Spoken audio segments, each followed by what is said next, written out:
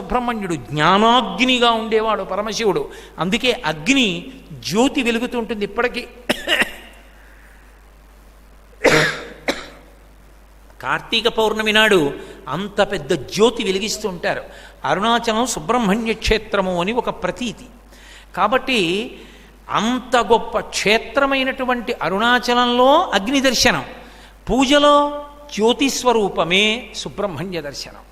అందుకని ఇక వేరుంచరు. కానీ తృప్తి తీరని వాళ్ళు కొంతమంది ఉంటారు. మాకు ఎలా అయినా సుబ్రహ్మణ్యుడు ఉండాలండి, ఏదో ఒక రూపంతో ఉండాలండి అంటే ఏం చేస్తారో తెలుసా? రూపం పెట్టక్కర్లా, శూలం పెడితే చాలు. అందుకే వేల్ అని పేరు కూడా పెట్టుకుంటుంటారు, వేలాయుధన్ అని. ఆంధ్రదేశంలో అక్కర్లేదనుకోండి ఆ పేర్లన్నీ. ఇవాళ తమిళ దేశం వాళ్ళు మార్గదర్శకులు, వాళ్ళు పెట్టుకుంటారు. నాకేం మొహమాటాలు లేవు, ఉన్నదున్నట్టు మంచి ఎక్కడుంటే అక్కడ మాట్లాడడమే నాకు అలవాటు. వేలాయుధన్ అన్న పేరు పెట్టుకుంటారు వాళ్ళు. వేలాయుధన్ అంటే వేల్ అంటే శూలం, వేలాయుధన్ అంటే శూలము ఆయుధముగా కలిగిన వాడు. ఏమిటో తెలుసా శూలం? అమ్మవారు. అమ్మవారి శక్తిగా మారి శూలంగా ఆయన చేతిలోకి వెళ్ళింది. అందుకే శంకరాచార్యులు వారు సౌందర్యలహరి చేస్తూ విశాఖేంద్రోపేంద్రో అని ముందు నమస్కారం ఎవరికి చేస్తాడంటే అమ్మ దగ్గరికి పరిగెత్తుకొస్తుంటాడు రాక్షసుల్ని గెలిచి. కారణం అమ్మ నువ్వే నా చేతి శూలంగా ఉన్నావని. శక్తి, శక్తివేల్ అంటుంటారు. అందుకే శక్తియే శూలంగా ఉంటుంది. కాదు, ఆ శూలం అగ్ని, జ్ఞానాగ్ని. సుబ్రహ్మణ్యుడు జ్ఞానాగ్ని స్వరూపి, అందుకే జ్యోతి రూపంగా నిలబడతాడు. అగ్నిగా, అగ్నియే కాకుండా ఋగ్వేదంలో అగ్నిగా కాకుండా అగ్నిగా ఆరాధింపబడేవాళ్ళు ముగ్గురు ఉన్నారు. ఒకడు శివుడు, అష్టమూర్తుల్లో అగ్నిగా ఆరాధింపబడతాడు. అమ్మవారు అగ్ని రూపంలో ఆరాధింపబడుతుంది. ఇది మీకు చమత్కారంగా ఉండొచ్చు వైదిక స్పర్శలో. అమ్మవారు అగ్ని రూపంగా ఆరాధింపబడడం ఏమిటంటే అది ఎక్కడుంది అని. మనం కుంకుమార్చనలు చేస్తే లక్ష్మీదేవి మూర్తులు పెట్టి కుంకుమార్చనలు చేస్తారు, లలితాదేవి మూర్తులు పెట్టి. మీరు మలయాళ దేశం వెడితే మలయాళ దేశంలో దీపం వెలిగించి ఆ జ్యోతి వంక చూస్తూ కుంకుమార్చన చేస్తారు. అమ్మవారిని జ్యోతిలో చూస్తారు మలయాళ దేశంలో. అమ్మవారిని జ్యోతిలో చూసే సంప్రదాయం ఉంది. జ్యోతి జ్ఞానాగ్నిగా జ్యోతి రూపంగా సుబ్రహ్మణ్యుణ్ణి ఆరాధన చేస్తారు. ఇంతేకాదు, అసలు సుబ్రహ్మణ్య తత్వం అద్భుతం. నేను ఏమిటి చెప్పేది 2 రోజుల్లో, ఏమవుతుంది? ఏదో అనాలని, ఏదో సంతోషానికి అంటూ ఉండడం అంతే. మయూరవాహనుడు, మయూరవాహనము అనేటటువంటి దానికి అబ్బాయి ఇన్ని అర్థాలు. అది పావుని చంపుతుంది నెమలి.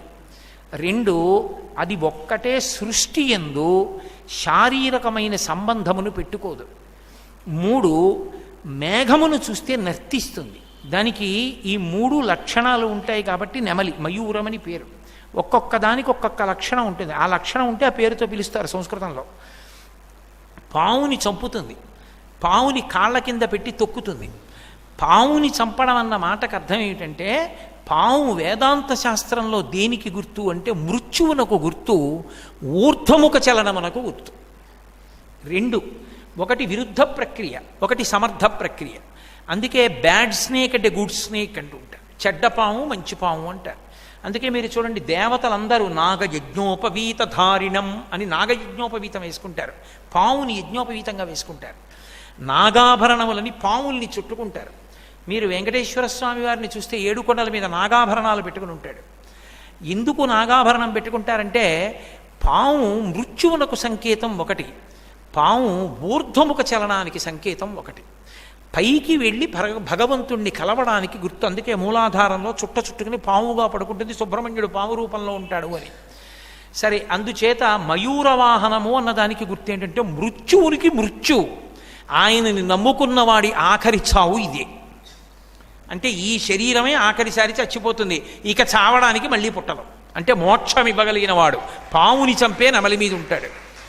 నెమలికి భౌతిక సంపర్కం లేదు. నెమలి మేఘాన్ని చూసినప్పుడు వర్షం వచ్చే ముందు మగనెమలి నృత్యం చేస్తుంది.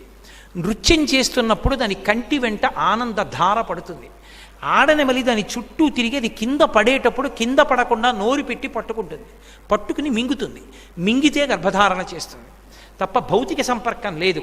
నేను సుబ్రహ్మణ్యుణ్ణి, ఎప్పుడు బ్రహ్మజ్ఞానమునందు రమిస్తూ ఉంటాను, భౌతిక సంపర్కము లేనివాడిని. అందుకే ఉత్తర భారతదేశంలో ఆచారకాండకే విశిష్టంగా, అంటే ఇప్పుడు నేను దాన్ని లోతుగా వ్యాఖ్యానం చేయడం సాధ్యం కాదు, ఒక విశిష్టమైన లక్షణం ఉంది. సుబ్రహ్మణ్య దేవాలయంలోకి ఆడవాళ్ళు వెళ్ళరు. అంత బ్రహ్మనిష్టతో ఉంటాడు ఆయన. సన్యాస ఆశ్రమాల్లోకి చీకటి పడ్డాక వెళ్ళరు, సూర్యాస్తమయం తర్వాత. సుబ్రహ్మణ్య దేవాలయంలోకి అసలు ఎప్పుడూ ఆడవాళ్ళు వెళ్ళరు, అంత నైష్ఠిక బ్రహ్మచర్యంతో ఉంటాడని. దక్షిణ దేశంలో ఆ ఆచారం లేదు. ఆచారం మారాలి అంటే వేదం ఓ మాట చెప్పింది, శరీరమునకు ఇబ్బంది అయితే ఆచారం మారవచ్చని చెప్పింది, అవకాశం ఇచ్చింది. ఇక్కడ దక్షిణ దేశంలో శివుడికి అభిషేకం చేయాలంటే ఉత్తరీయం తీసి మొలక్కట్టుకుని అభిషేకం చేయొచ్చు. కార్తీక మాస పౌర్ణమి నాడో ఎప్పుడో మంచి చలిలో కాశీలో పెడతానంటే ఒళ్ళు కొయ్యబారిపోతుంది. అప్పుడు అక్కడ ఉన్నాయన ఓ పంచె కట్టుకుని దాని మీద ఓ లాల్చీ వేసుకుని దాని మీద ఓ కోట్ వేసుకుని అభిషేకం చేస్తుంటాడు. తప్ప అండి అంటే తప్పు కాదు. ఎందుచేత అంటే ఆచారకాండకి మినహాయింపు ఎప్పుడు ఇస్తారంటే వాతావరణ పరిస్థితుల చేత మినహాయింపునిచ్చింది, వేదం ఇచ్చింది, నేను కాదు. కానీ ఆచారకాండలో వాతావరణ సంబంధం కాకుండా అవతారమునకున్నటువంటి వైభవాన్ని దృష్టిలో పెట్టుకుని ఆలయ ప్రవేశం ఆడవాళ్ళు చెయ్యనిది ఒక్క సుబ్రహ్మణ్యుడి విషయంలోనే. ఉత్తర భారతం అంతా ఆడవాళ్ళు వెళ్ళరు, ఒక్క దక్షిణ భారతదేశంలోనే సుబ్రహ్మణ్యుడికి వెడతారు. అందుకని ఆయనకి అసలు భౌతిక సంపర్కం లేదు, ఆడదాన్ని ఆడదని చూడ్డు, అసలు ఎప్పుడు బ్రహ్మమునందు రమిస్తూ ఉంటాడు. అటువంటి వాడు కనుక మయూర వాహనం మీద ఉంటాడు. మబ్బు కనపడితే నృత్యం చేస్తుంది నెమలి. ఏది నల్ల మబ్బు? భక్తుడు, పరమభక్తుడైన వాడు కనపడితే తాను నృత్యం చేస్తాడు, తాను సంతోషపడిపోతాడు. అంతటి దయార్ద్ర హృదయుడు, అంతటి కారుణ్యమూర్తి. ఆయన కనబడితే భక్తుడు నాట్యం చేయడం కాదు, భక్తుడు కనబడితే ఆయన నాట్యం చేస్తాడు. అంతటి కరుణామూర్తి. ఇది చెప్పడానికి మయూరవాహనం మీద ఉంటాడు, కాలస్వరూపి ఆయన. అందుకే నెమలి మీద ఉంటాడు. నెమలికి పింఛం విప్పే అలవాటు ఉంటుంది, పింఛాన్ని ముడిచే అలవాటు ఉంటుంది. కాలము ఋతువులుగా విచ్చుకుంటుంది, 6 ఋతువులుగా విచ్చుకుంటుంది. అందుకని షడాననుడు 6 ముఖములతో ఉంటాడు. 6 ఋతువులుగా విచ్చుకోకపోతే జీవకోటికి సృష్టి స్థితి లయములు ఉండవు. మీరు చూస్తున్నారు కదా, చైత్ర వైశాఖ మాసములు వసంత ఋతువు, జ్యేష్ఠ ఆషాఢ మాసములు గ్రీష్మ ఋతువు, శ్రావణ భాద్రపద మాసములు వర్ష ఋతువు, ఆశ్వీజ కార్తీక మాసములు శరద్ ఋతువు, తరువాత వచ్చేటటువంటిది హేమంత ఋతువు, తర్వాత శిశిర ఋతువు, తర్వాత మళ్ళీ వసంత ఋతువు. 6 ఋతువులు తిరుగుతూ ఉంటాయి. ఈ ఋతువు మారకపోతే కాలంలో మాసముల యందు ఋతువు రాలేదనుకోండి, సృష్టి నిలబడదు. కాలస్వరూపంగా ఋతుధర్మంగా పోషిస్తాడు. ఋతు సుదర్శన కాల పరమిష్టి పరిగ్రహ అని విష్ణువుకి పేరు. ఋతురూపంగా మారాలి. ఋతురూపంగా అంటే వసంత ఋతువు వచ్చేటప్పటికి ఆహ్లాదంగా ఉండాలి, గ్రీష్మం వచ్చేటప్పటికి తాపం కలగాలి, విపరీతమైన వేడి పుట్టాలి. అప్పుడు దోమలు ఈగలు పెరిగినవన్నీ చచ్చిపోతాయి. ఆ తరువాత వర్షం పడాలి, నామరూపాలు లేనివన్నీ నామరూపాలు అవ్వాలి. అప్పటి వరకు భూమిలో పడిపోయిన సీతాఫలం గింజ చెట్టు అవ్వాలి. వర్షం పడితే తప్ప నామరూపాత్మకంగా జగత్తు పెరగదు మళ్ళీ. ఆ తర్వాత వచ్చేటటువంటి ఋతువు శరదృతువు. శరదృతువులో పండు వెన్నెల కాయాలి. పండు వెన్నెల కాసి నేలంతా మిట్టపల్లాలు మళ్ళీ పైకి తేలాలి, నీరంతా కూడా స్వచ్ఛమైపోవాలి. అమ్మవారి ఆరాధనలు లోకంలో విశేషంగా జరగాలి. రాజులు యుద్ధాలకు వెళ్ళాలి. శారదాదేవిని ఉపాసన చేసి విద్యార్థులందరూ కూడా విద్యా సముపార్జన ప్రారంభం చెయ్యాలి. ఉపాసన చేసేటటువంటి వాళ్ళు అమ్మవారిని ఆరాధన చేసి ఉపాసనని మొదలు పెట్టాలి. అందుకే అటూ కాదు ఇటూ కాదు, మధ్యలో నక్షత్రంతో మొదలవుతాయి శారదా నవరాత్రులు. అసలు నిజానికి మొదలైన నక్షత్రం ఏది? అశ్విని నక్షత్రం. అశ్విని నక్షత్రంతో మొదలైనటువంటివి ఏవున్నాయో దాంతో మొదలైనటువంటిది ఆశ్వీజ మాసం. ఆశ్వీజ మాసం మొదట ఉండాలా? అటూ కాదు ఇటూ కాదు, 13 నక్షత్రాలు అటు 13 నక్షత్రాలు ఇటు వదిలేస్తే మధ్యలో నక్షత్రం చిత్తా నక్షత్రం. చిత్తా నక్షత్రంతో చంద్రుడు కూడిన చైత్రమాసం మొదటికి వెళ్ళింది. అశ్విని నక్షత్రంతో ఉన్న ఆశ్వీజ మాసం మధ్యలోకి వెళ్ళింది. మధ్యలోకి వెళ్ళిన ఆశ్వీజ మాసం దగ్గర శారదా నవరాత్రులు మొదలు. అంటే ఉపాసన ఎక్కడ అంటే ఋతువుని బట్టి కాలాన్ని బట్టి మొదలవుతుంది. దక్షిణాయనంలో శారదా నవరాత్రుల దగ్గర ఉపాసన మొదలవుతుంది. అక్కడ నవరాత్రులు మళ్ళీ ఉత్తరాయణ పుణ్యకాల ప్రవేశమునకు ముందు వచ్చేటటువంటి వసంత నవరాత్రుల యందు పూర్తయిపోతుంది. అదొక చక్రం ఉపాసనలో, మళ్ళీ నవరాత్రి చక్రంగా తిరుగుతుంది. ఈ తిరిగేటప్పుడు ఈ ఋతుధర్మం ఆవిష్కరింపబడకపోతే అసలు మీకు ఉపాసన నడవదు, ఆంతరవృద్ధి ఉండదు, బయట వృద్ధి ఉండదు. మొక్కలు పెరగవు, కాయలు కాయవు, పళ్ళు పండవు, చల్లతనం ఉండదు, వెన్నెలు ఉండదు. ఎప్పుడూ ఎండే కాసేసింది అనుకోండి, నీళ్ళు ఎక్కడుంటాయి? ఆవిరైపోతాయి. ఎప్పుడూ వర్షమే కురిసేసింది అనుకోండి, అప్పడాలు ఎలా పెట్టుకుంటారు, బట్టలు ఎలా ఆరేసుకుంటారు? రెండూ తప్ప మూడోది లేదనుకోండి, మీరు ఎప్పుడు సంతోషంగా ఉంటారు? అందుకని శీతాకాలం వచ్చి చంద్రుడు బాగా ప్రకాశించాలి. చెట్లకు ఆకులు తమంత తాముగా రాలిపోతే తప్ప చీడా పోయి మళ్ళీ స్వచ్ఛమైన ఆకులు పెట్టుకోవడానికి ఉండదు. శిశిర ఋతువు రావాలి, వస్తే తప్ప అది వాటికి ఆహార కేంద్రం. అవి పుచ్చిపోతే చెట్టు పాడైపోతుంది, ఆకులు వదిలి ఆకులు పట్టుకుంటాయి. శిశిర ఋతువు. ఋతుధర్మాన్ని బట్టి ప్రకృతి మారిపోతుండాలి. కాలస్వరూపమంతా మారిపోతే మళ్ళీ సుబ్రహ్మణ్యుడైపోతాడు, నెమలి వాహనం మీద షడాననుడైపోతాడు. కాలతత్వము సుబ్రహ్మణ్యుడు, ఋతుధర్మము సుబ్రహ్మణ్యుడు, ప్రకృతి సుబ్రహ్మణ్యుడు, పరబ్రహ్మతత్వంగా మళ్ళీ షణ్మత స్థాపనాచార్యులై శంకరాచార్యులు వారు ఎందుకు కౌమారం తీసుకొచ్చారో చూస్తే పరబ్రహ్మతత్వంగా ఆవిష్కరింపబడతాడు. అలాగే అంత తేలికైన వాడు, అంత ఉదారుడు. అందుకే కావడికి మురిసిపోతాడు. తులామాసమని మనకి సౌరమానం కాదు కాబట్టి చాంద్రమానంలో రాదది. ఆ సౌరమానం పాటించేటటువంటి తమిళ దేశంలో తులామాసము అని వస్తుంది. తులామాసం అంటే తులా అంటే తక్కెడ. తక్కెడ దేనికి గుర్తు అంటే సమానత్వానికి గుర్తు. తక్కెడ ఎప్పుడు ఇలా పట్టుకుంటే ఒక పక్క ఒరిగిపోయింది అనుకోండి, రెండూ సమానంగా లేవని, రెండు సమానం అయ్యే వరకు వేయడమో తీయడమో చేస్తూ ఉంటారు. రెండూ సమానంగా ఉంటే తుల. రెండూ సమానంగా ఉండడం అంటే జ్ఞానం. తులామాసమునందు సుబ్రహ్మణ్యుడికి సంబంధించిన ఉత్సవాలు ఉంటాయి. షష్ఠి ఉత్సవాలు చేస్తారు. ఆరుముఖములవాడు షష్ఠి ఆయనకిష్టం కాదు, షష్ఠి ఆయన తత్వావిష్కార తిథి. ఆయన తత్వము షష్ఠి ఎందు ప్రకటనమవుతుంది. కావిడి పట్టుకుని పెడతారు. అది ఇడుంబన్ వృత్తాంతము అని ఒక వృత్తాంతం. పళని ఓ రాక్షసుడు అగస్త్యుడు ఏదో కొండ పట్ట రావడం, సుబ్రహ్మణ్యుడు కొండ మీద కూర్చోవడం, చూడడం, ఆయన్ని ఏదో ఓడించడం. అప్పటి నుంచి నేను ఇక్కడే కూర్చుంటాను, ముందు నా దర్శనం చేయాలి, తర్వాత నీ దర్శనం చేయాలని వరం ఇవ్వడం. నువ్వు కావిడి పట్టుకొచ్చి అహంకారానికి పోతే నిన్ను ఓడించాను కాబట్టి ఎవరు కావిడి పట్టుకొస్తారో వాళ్ళకి కోరిక తీరుస్తానన్నాడు. అందుకే ఇప్పటికే పాల కావిడి, పెరుగు కావిడి, తేనె కావిడి అని చెప్పి కావిళ్ళు పట్టుకుని మన వైపు తక్కువ. కానీ తమిళ దేశం వైపుకి మీరు వెళ్ళి చూస్తే 200 కిలోమీటర్లు కూడా పిల్లలు పుట్టిన వాళ్ళు, పిల్లలు కావలసిన వాళ్ళు, పిల్లలు క్షేమంగా ఉండాలనుకున్న వాళ్ళు కావిళ్ళు పట్టుకుని ప్రయాణం చేసి పెడతారు. కావిళ్ళు పట్టుకుని పెడుతున్న వాళ్ళకి అన్నం పెట్టడానికి అన్నశాలలు ఏర్పాటు చేసి వంటలు వండి అన్నం పెడుతుంటారు. మా కంచిశంకర్ వంటలు చేయిస్తూ ఉంటాడు, అప్పుడప్పుడు చేయించి పెడుతుంటాడు ఈ కావిడి ఉత్సవంలో వెళ్ళే వాళ్ళకి. అంత అద్భుతమైన ఉత్సవాలు ఉన్నవాడు, మహనీయమూర్తి, అభిషేకాన్ని పొందేటటువంటి వాడు, చందనాలంకృతుడు. ఎన్ని విశేషాలు ఆయనకి సంప్రదాయంలో, ఆరాధనలో. అంత గొప్ప మూర్తి. కాబట్టి ఇక నేను ఎంతకని చెప్పడం, చాలా గొప్పవాడు అని ఒక్క మాటని. ఆయనకి మనం చెయ్యగలిగినది ఏమిటి అంటే త్రికరణ శుద్ధిగా అంజలి ఘటించదభూసురాన్వయమణి సద్బంధు చింతామణి మనకి రుక్మిణీదేవి నేర్పింది కదూ.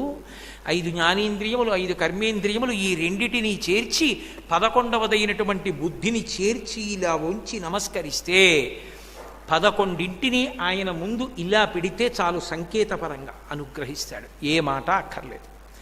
అంత గొప్ప తత్వం సుబ్రహ్మణ్య తత్వం. నేను ఇంకా సుబ్రహ్మణ్య తత్వము సంతానకారకత్వము, సుబ్రహ్మణ్య తత్వము వేదనాదము, అసలు అద్భుతం అది. ఇప్పటికీ మోపిదేవిలో ఆశ్చర్యం జరుగుతుంది. ప్రధానమూర్తి కింద కలుగులో ఉంటుంది పాము, అందులో ఉంటాడు. వాయువుని వింటూ ఉంటాడు, వేదనాదాన్ని వింటూ ఉంటాడు. మంత్రాలు చదివేటప్పుడు దోషం ఎక్కువ వచ్చిందనుకోండి, స్వరంలో దోషం, కోపం వచ్చేస్తుంది. ఎవరిని ఏం చేయడు, కోపం వచ్చి అలుగుతాడు. అలిగి కలుగులోంచి బయటికి వచ్చేస్తాడు. బయటికి వచ్చేసి ఎదురుగుండా తొట్టు ఉంటుంది, అందులోకి పోయి పడుకుంటాడు. నేను లోపల ఉండనంటాడు. నాదం తప్పు వస్తోంది, స్వరం తప్పు వస్తోంది, నేను విన్నా మంత్రం అంటాడు. అప్పుడు వచ్చి మళ్ళీ స్వరంతో చదువుతారు మంత్రం. చదివి తప్పు అయిపోయిందయా క్షమించు, నీ యథాస్థానాన్ని చేరమని అడుగుతారు. అప్పుడు ఒకసారి మళ్ళీ ఆ బుట్టలోంచి పైకి లేచి మళ్ళీ వెళ్ళిపోతాడు. అందరూ చూస్తుండగా జరుగుతుంది మోపిదేవిలో. నేను అబద్ధం చెప్పాను అనుకుంటున్నారేమో. మీరు కావాలంటే అర్చకుల్ని వెళ్ళి అడగండి, కిందే ఉంటుంది కలుగు, అందులోనే పడుకుని ఉంటాడు. అందరూ చూస్తుండగా బయటకు వస్తాడు. స్వరం తప్పినా, అనాచారం ఎక్కువైపోయినా బయటకు వచ్చేసి అలకపాన్ పెక్కి పడుకుంటాడు. మళ్ళీ వెళ్ళి వేదం స్వరంతో చెప్తే లోపలికి వెళ్ళిపోతాడు. ఆ నాదాన్ని ఇష్టపడతాడు కాబట్టి సర్పరూపంలో పడుకుంటాడు. చిన్న అపరాధం జరిగింది, ఒకసారి బ్రహ్మగారిని నిగ్రహించాడు. ఆ కారణానికి వచ్చి పుట్టలో పడుకొని ధ్యానం చేశాడు. అగస్త్యుల వారు కనిపెట్టారు, అది మోపిదేవి క్షేత్రం, కృష్ణా జిల్లా. వేదనాదానికి అంత ఇష్టపడతాడు. అందుకే వేదం చదువుకున్న వాళ్ళు, వేదాన్ని ఆమ్నాయించేసేవాళ్ళు ఎక్కడుంటారో అక్కడక్కడ సర్పరూపంలో తిరుగుతూ ఉంటాడు. నాకు ప్రత్యక్షంగా తెలుసు. నేను కాకినాడ పట్టణంలో ఎక్కడ ఉంటున్నానో అక్కడే వెంకటనగర్లో రాష్ట్రపతి అవార్డు గ్రహీత మహానుభావుడు, గొప్ప వేద పండితుడు ఉండేవారు. ఆయన వేద పన్నాలు చెప్తుండేవారు శిష్యులకి. ఒక ప్రత్యేకమైన భాగం చెప్పేటప్పుడు ఆయన మడిబట్ట కట్టుకుని, శిష్యులు కూడా మడిబట్ట కట్టుకుని వచ్చి కూర్చుంటే పాఠం చెప్పేవారు. ఆయన వేదంలో ఆ మంత్రాల్ని మడి కట్టుకుని చెప్తున్నప్పుడు అంత జనసమర్థమైన ప్రదేశం, మేమున్న ప్రదేశం, ఎక్కడి నుంచి వచ్చేదో కూడా తెలియదు. ఇంత లావునున్నటువంటి కృష్ణ సర్పం వచ్చి ఆయన పాఠం చెప్తుంటే గోడ పక్కనే పడుకుని ఉండేది పాఠం చెప్పినంతసేపు. ఆయన స్వరంతో మంత్రం చెప్పి శిష్యులతో స్వరం తప్పకుండా మంత్రం చెప్పిస్తున్నంతసేపు పడుకుని వినేది. పాఠం అయిపోయిందని సహనాభవతు సహనౌ భునక్తు అని ఆయన మళ్ళీ శాంతి మంత్రం చెప్పిస్తే అది చుట్టూ తిరిగి గడప మించి మళ్ళీ వెళ్ళిపోయి అంతర్ధానం అయ్యేది. ప్రత్యక్షంగా కాకినాడ పట్టణంలో స్వానుభవంలో నేను చూశా కృష్ణ సర్పం రావడం. వచ్చి వేద విద్యార్థుల దగ్గర వేదనాదం వినేది.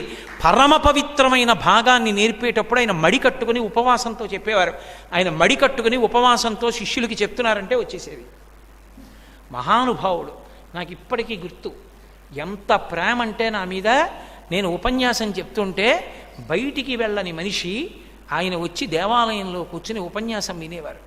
నాయనా వేదధర్మం అంటే ఇంత అనురక్తిరా నీకు, నువ్వు వేదం గురించి చెప్పాలరా నాయనా అని పొంగిపోతుండేవారు. తరువాతి కాలంలో శరీరం విడిచిపెట్టేశారు. భార్య గారికి నడుం కూడా వంగిపోయి ఇద్దరు శివాలయానికి ప్రదక్షిణం చేస్తుండేవారు. అంతటి మహానుభావులు. అందుకే తూర్పుగోదావరిలో ఇప్పటికీ ఎక్కడెక్కడ వేద పండితులు ఉన్నారో అక్కడక్కడ ప్రత్యేకంగా ఈ పాము రూపంలో సుబ్రహ్మణ్యుడు తిరిగి వెలిసినటువంటి క్షేత్రాలు ఉన్నాయి. మీకు నేను ఒక మాట చెప్తే మీరు ఆశ్చర్యపోతారు. చంద్రశేఖరేంద్ర సరస్వతి మహాస్వామి వారి వంశంలో ఒకసారి పామే పుట్టింది. ఒక ఆడదానికి వాళ్ళ వంశంలో ఒక పాము పుట్టింది. పాము పుడితే 10 మందిలోకి ఆ పాముని తీసుకెడితే పాముని భయపడతారని తీసుకెళ్లేవారు కాదు. ఆ పాము వాళ్ళ ఇంట్లో తిరిగేది. ఆకలేస్తే తల్లి దగ్గరికి వచ్చి బుస్ బుస్ అనేది. దానికి పెద్దదైపోయింది. పాలు పట్టడం ఎలా అనుమానపడి వాళ్ళు రోట్లో పాలు పోసి చల్లారబెట్టి అది వచ్చి పాలు తాగడం అలవాటు చేశారు. తప్పనిసరి పరిస్థితుల్లో ఆవిడ ఓ పేరంటానికి వెళ్లాల్సి వచ్చింది. పక్క ఊరు. ఇంట్లో ఉన్న వృద్ధురాలికి చెప్పింది, అమ్మా రోట్లో పాలు పోసి చల్లార పెట్టండి, ఆ పాము తాగుతుంది వచ్చని. ఆ పాము వచ్చి పాలు తాగుతుందని తెలిసి కూడా ఇంట్లో వృద్ధురాలు మరుగు పాలు పోసింది. ఈ పాము తిన్నగా వచ్చి రోలిక్కి పాలు రోజు తల్లి పట్టడం అలవాటు, ఆ పాలనుకుని తాగపోయింది. నోరు కాలిపోయి గిలగిలలాడి గబుక్కుని పడిపోయింది. ఆ కన్నంలో పడిపోయింది. పడిపోవడంలో చచ్చిపోయింది. శరీరం వదిలేసింది. తల్లి వచ్చింది. కడుపున పుట్టిన బిడ్డ చనిపోతే ఏడిచినట్టు ఏడ్చి అంత్యేష్టి సంస్కారం చేశారు. చేస్తే కల్లోకి వచ్చింది. ఇకపైన పావుల విషయంలో మన ఇంట్లో ఈ జాగ్రత్తలు తీసుకోవలసింది అని కలలో చెప్పింది. ఆ వంశంలోనే, ఆ పూర్వీకులలో పాము పుట్టిన వంశంలోనే సుబ్రహ్మణ్యావతారులై సుబ్రహ్మణ్యానుగ్రహ పాత్రులై మహాస్వామి ఆవిర్భవించారు. సుబ్రహ్మణ్య కటాక్షం అంటే అంత గొప్పది. అటువంటి సుబ్రహ్మణ్యానుగ్రహం, అటువంటి సుబ్రహ్మణ్యారాధన 365 రోజులు జరిగేటటువంటి మఠంలోకి నేను ప్రవేశించి వేరొక 2 రోజులు చెప్పాలనుకుంటే కాదు, మంగళవారం పూర్తయ్యేటట్టుగా రమ్మని నన్ను పిలిచి ఇక్కడ కూర్చోపెట్టి చెప్పించింది శ్రీనివాస కుమార్ గారిలో చేరి సుబ్రహ్మణ్యుడు ఆహ్వానించాడు. లేకపోతే నేనెంత, నాకున్న అర్హత ఎంత? ఒరే, నా మీద ఇంత నమ్మకం ఉన్నవాడివి రారా, మనవడు పుడితే కార్తికేయ శర్మ అని పేరు పెట్టావో రమ్మని పిలిచాడు. ఇంత గొప్ప మఠ ప్రాంగణంలోకి వచ్చి 2 రోజులు సుబ్రహ్మణ్య వైభవం మీద మాట్లాడడం జరిగింది. ఎప్పటికైనా నాకు అవకాశం ఉంటే ఈ ప్రాంగణమని నేను మాట ఇవ్వలేను, కానీ సుబ్రహ్మణ్య వైభవాన్నంతటినీ కూడా పరిపూర్ణంగా నాకు తృప్తి కలిగేటట్టుగా కుమార సంభవ కావ్యంతో కలిపి కొన్ని 100 మంది కూర్చోవడానికి అవకాశం ఉండే పెద్ద ప్రాంగణంలో చెప్పి సుబ్రహ్మణ్య కళ్యాణం కూడా చేసే ప్రయత్నాన్ని సుబ్రహ్మణ్యుడు అనుగ్రహించుగాక. అయితే నేను ముందరే చెప్తున్నాను, ఇది పవిత్రమైన ప్రాంగణం. ఇక్కడ నేను చెయ్యనని అనకూడదు, చెయ్యమని మీరు నన్ను అడగకూడదు. ఎందుకంటే ఈ ప్రాంగణం చాలదు. నేను ఎన్నుకున్న వేరొక ప్రాంగణంలో చేస్తాను. ఎక్కడైనా నాకు అవకాశం ఉన్నప్పుడు అది హైదరాబాద్లో చేయడానికి ప్రయత్నం చేస్తాను. ఎందుకంటే ఒకానొకప్పుడు కాకినాడలో ఆ కళ్యాణం చేశాం. కళ్యాణం చేసినప్పుడు ఒక అద్భుతం జరిగింది. ఆ ప్రాంగణం రాత్రి వరకు నేనున్నాను సిద్ధం చేసినప్పుడు. ఆ ప్రాంగణం అంతా సిద్ధం చేసి ఆలస్యం అయిపోయిందని నేను ఇంటికి వెళ్ళిపోయాను. మా గోపాలకృష్ణ గారికి తెలుసు. ఆ ప్రాంగణంలోకి మళ్ళీ వెళ్ళి ఏవో మరిచిపోయామని చెప్పి శుద్ధి చేయడానికి అక్కడికి వెళ్ళి ఏదో కొన్ని తీయడానికి వెడితే పెద్ద పాము ఒకటి వచ్చి పడుకునుంది ప్రాంగణంలో. అది వెళ్ళిపోయింది. ఏ వ్యక్తి సుబ్రహ్మణ్య కళ్యాణం చేయించడానికి బ్రహ్మస్థానంలో కూర్చున్నాడో ఆ వ్యక్తి గంగలో స్నానం చేయడానికి వెళ్ళి కాశీలో మునిగితే సుబ్రహ్మణ్య కళ్యాణం చేయించావు, అనుగ్రహించాను, నీ కడుపున మగపిల్లాడు పుడుతున్నాడు, నా పేరు పెట్టుకో అని వినపడింది. ఆయన ఇంటికి వచ్చాడు, కొడుకు పుడితే కార్తికేయ శర్మ అని పేరు పెట్టాడు. సుబ్రహ్మణ్యుడు సుబ్రహ్మణ్యుడే, మహానుభావుడు. కాబట్టి చక్కగా ఈ ప్రాంగణాన్ని పరిరక్షించుకుని వృద్ధిలోకి తీసుకురండి. నేను కూడా అవకాశం ఉన్నప్పుడల్లా వచ్చి దర్శనం చేసుకుని తరిస్తాను. ఇంత గొప్ప ప్రాంగణంలో 2 రోజులు సుబ్రహ్మణ్య వైభవం గురించి మాట్లాడేటటువంటి అవకాశాన్ని నాకు కల్పించినటువంటి పరమేశ్వరుడికి నా హృదయపూర్వకమైనటువంటి నమస్సుమాంజలను ఆవిష్కరిస్తూ ఈ ప్రసంగంతో నేను సెలవు తీసుకుంటున్నాను. రేపటి నుంచి 5 రోజుల పాటు నాగోలులో శైవ మహాపీఠం వారి చేత ప్రతిష్ఠింపబడినటువంటి శివలింగం ఉన్న శివాలయ ప్రాంగణమనందు శ్రీశైల వైభవము అన్న విశేషం మీద 5 రోజులు మాట్లాడతాను. మీలో ఆసక్తి కలిగిన వారు, దూరాభారాలు వహించగలిగిన వారు రావచ్చు. కాబట్టి మంగళాశాసనపరై వదాచార్య పురోగమై సర్వైశ్చ పూర్వైరాచార్యై సత్కృతాయాస్తు మంగళం.